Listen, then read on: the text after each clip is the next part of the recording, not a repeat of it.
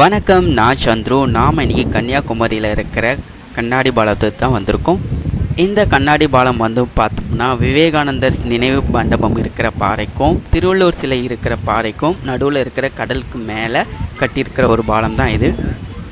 கண்ணாடி பாலம் பக்கத்தில் வந்துட்டோம். கண்ணாடி பாலம் பார்த்தோம்னா நடுவில் மட்டும்தான் கண்ணாடி பாலம் இருக்குது. மற்ற ரெண்டு சைடும் பார்த்தோம்னா சாதாரண ஒரு வழியாக தான் இருக்குது. ஸோ இது மேலே நடந்து போகிறதுக்கு எந்த விதமான பயமும் எந்த ஒரு தயக்கமும் இல்லாமல் யாருனாலும் நடந்து போகலாம். அவ்வளோ ஒரு இதுவாக தான் இருக்குது. கண்ணாடி பாலத்தோட வியூ வந்து கீழே என்ன இருக்குன்றது இங்கேருந்து கிளியராக தெரிய மாட்டேங்குது. சன்லைட் வேறு தெரியறதுனால நம்ம கீழே பார்க்காம அப்படியே மேலே நடந்து போகிற மாதிரியே தான் இருக்குது. ஏன்னா கீழே வந்து விஷன் கிளியராக தெரியல. கண்ணாடி பாலத்தில் நல்லா குனிஞ்சு உத்து பார்த்தா வேணால் தெரியுது, ஏதோ அலைகள் ஓடுற மாதிரி இருக்குது. இந்த இடத்துல கொஞ்சம் அலைகள் தெரியுது நல்லாவே.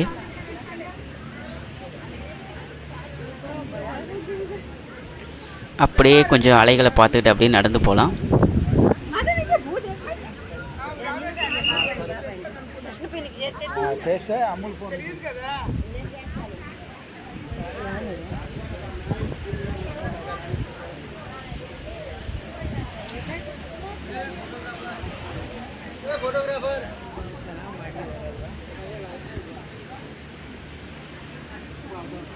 இந்த கண்ணாடி பாலம் வந்து 97 மீட்டர் நீளமும் 10 மீட்டர் அகலமும் கொண்டது.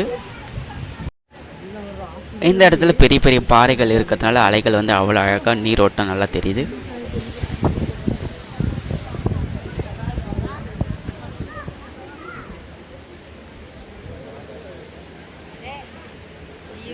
இந்த இடத்துல இருந்து திருவள்ளுவர் சிலை வந்து பார்க்கறதுக்கு நல்லாவே இருக்குது. உள்ளே போய் நம்மளும் பார்க்கலாம் திருவள்ளுவர் சிலையை.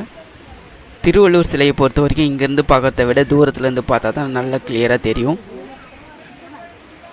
நாம் இப்போ திருவள்ளுவர் சிலைக்கு பக்கத்தில் இருக்கோம். இங்கேருந்து கண்ணாடி பாலம் வியூ ரொம்ப அழகாகவே தெரியுது. இங்கேருந்து விவேகானந்தர் மண்டபம் எல்லாம் சுற்றி எல்லாம் பார்க்கறதுக்கு அவ்வளோ அழகாக இருக்குது.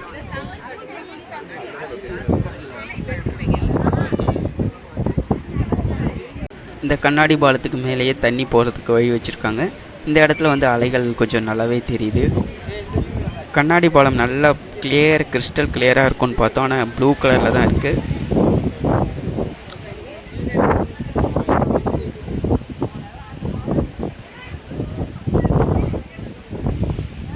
ஓகேங்க, இந்த வீடியோ பிடிச்சிருக்கும் நம்புகிறேன். மீண்டும் அடுத்த வீடியோவில் சந்திக்கலாம். Until bye from சாந்துரு.